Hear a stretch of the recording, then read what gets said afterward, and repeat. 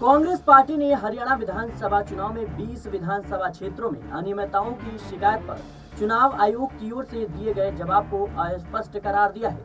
कांग्रेस नेता जयराम रमेश ने चुनाव आयोग को पत्र लिखकर उनकी प्रतिक्रिया पर असंतोष व्यक्त किया है और इसे कांग्रेस की शिकायतों पर गैर जवाबी कहा है।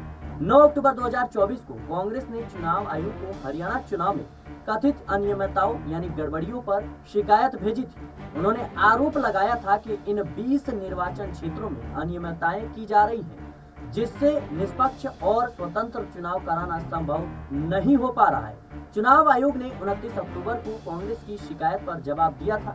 चुनाव आयोग ने कहा था, कांग्रेस पार्टी को चुनाव दर चुनाव निराधार आरोप लगाने से बचना चाहिए। मतदान और मतगणना के दिनों जैसे संवेदनशील समय पर गैर जिम्मेदाराना आरोप लगाने से सार्वजनिक अशांति अराजकता पैदा हो सकती है। लेकिन कांग्रेस का कहना है कि इस जवाब में उनकी ओर से उठाए गए अहम बिंदुओं पर सीधा स्पष्टीकरण नहीं दिया गया। आयोग ने कांग्रेस की शिकायतों को खारिज करते हुए कहा कि उसने कोई विशेष छूट नियम लागू नहीं किए हैं। आयोग का दावा है कि वे केवल अपने विवेक से काम कर रहे हैं और किसी भी तरह के पूर्वाग्रह से बच रहे हैं। कांग्रेस का कहना है कि आयोग का जवाब एक सामान्य प्रक्रिया का हवाला देता है, जबकि यह कुछ मुद्दों पर सफाई नहीं देता।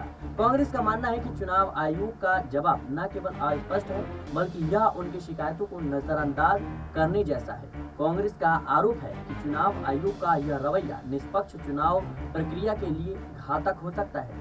कांग्रेस ने साफ कर दिया है कि वह चुनाव आयोग के इस रवैये के खिलाफ अपना संघर्ष जारी रखेगी। कांग्रेस का कहना है कि वह आयोग पर अपनी शिकायतों को गंभीरता से लेने का दबाव बनाएगी ताकि हरियाणा में निष्पक्ष चुनाव सुनिश्चित हो सके।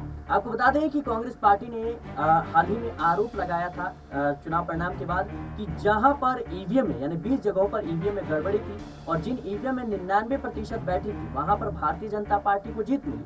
वहीं जहां पर नॉर्मल यानी सामान्य सी बैटरी थी 60 से 70%, 80%, वहां पे कांग्रेस पार्टी को जीत मिली और कुछ सीटों पर भारतीय जनता पार्टी को जीत मिली। लेकिन शिकायत यह है कि जिस ईवीएम में 99% बैटरी थी वहां पर भारतीय जनता पार्टी की जीत हो गई और ऐसे 20 क्षेत्र हैं जहां पर ये दावा किया जा रहा है।